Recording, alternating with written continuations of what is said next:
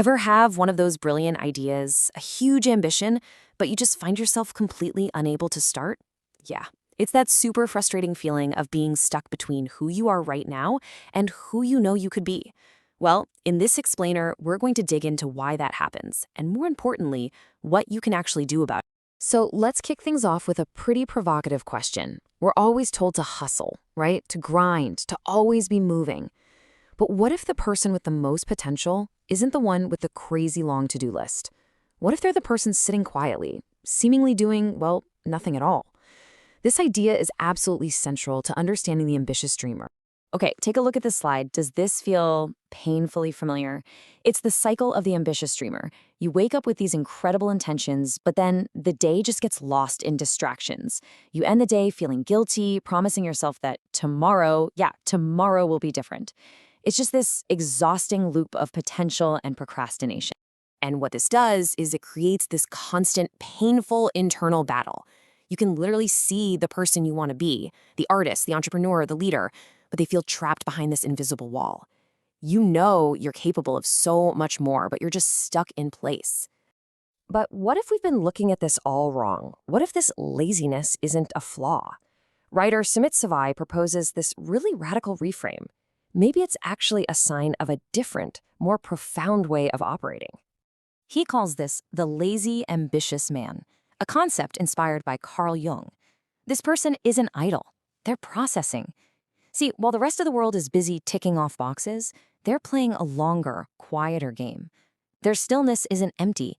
It's the unconscious mind connecting dots and forming breakthroughs deep down. Look at this contrast. The hustler grinds away to feel worthy. They perform productivity for everyone else to see. But the lazy, ambitious type, they reflect, they don't perform potential, they are potential. They operate from a place of inherent worth, which is a totally radical act and a culture that demands we constantly prove ourselves. And this Jung quote really gets to the heart of why this personality is so challenging for the rest of us. They force us to confront our own shadow. You know, the parts of ourselves we'd rather just ignore. Our constant hustle is often just a defense against the fear of being seen as worthless. So when someone isn't afraid to be still, their freedom can feel like a judgment on our own frantic activity. Okay, so the lazy genius is a compelling idea. But let's be real. For most of us, being unproductive feels awful. It's full of anxiety and guilt. So why is that? Let's look at what's happening in our brains that makes it feel less like genius and a lot more like a trap. Look, this isn't a moral failing on your part. It's just brain science. Your brain is wired for one thing above all else: survival. And that means avoiding pain, like the effort and uncertainty of your goals, and seeking immediate pleasure. It's a simple, ancient calculation that's running in the background all the time. And this is how that wiring creates this powerful feedback loop. Just thinking about your goal causes discomfort. Your brain, trying to help you out, offers an easy escape, a quick scroll on your phone. You take it, the discomfort disappears, and your brain learns a dangerous lesson. Avoiding your goals brings immediate relief. Every time you do this, that loop just gets stronger.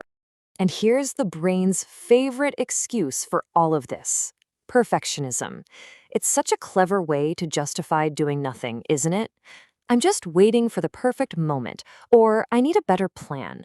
But what you're really doing is avoiding the risk of starting.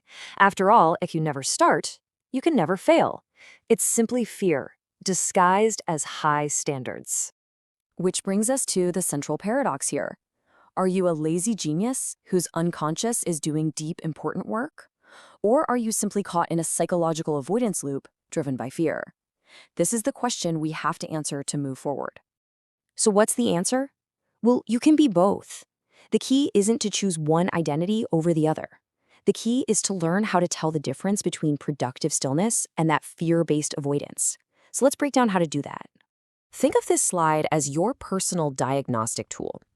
The key question is this: how do you feel after you've been inactive?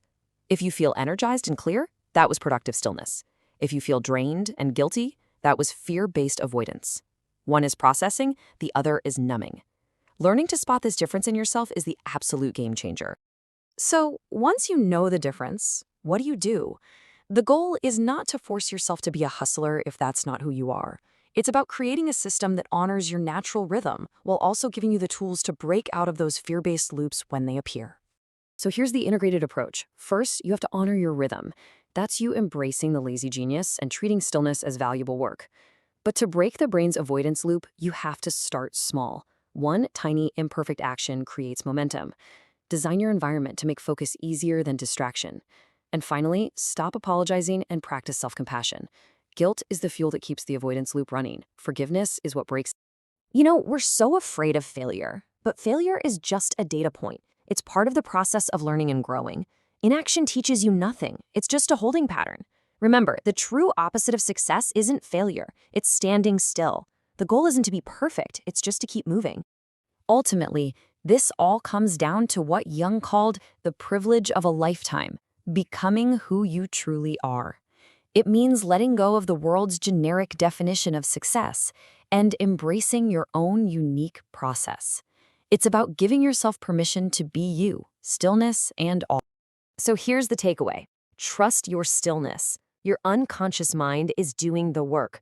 But when that moment of clarity arrives, your job is to act, not with a perfect plan, but with one small, imperfect step. That is how you finally bridge the gap between dreaming and doing.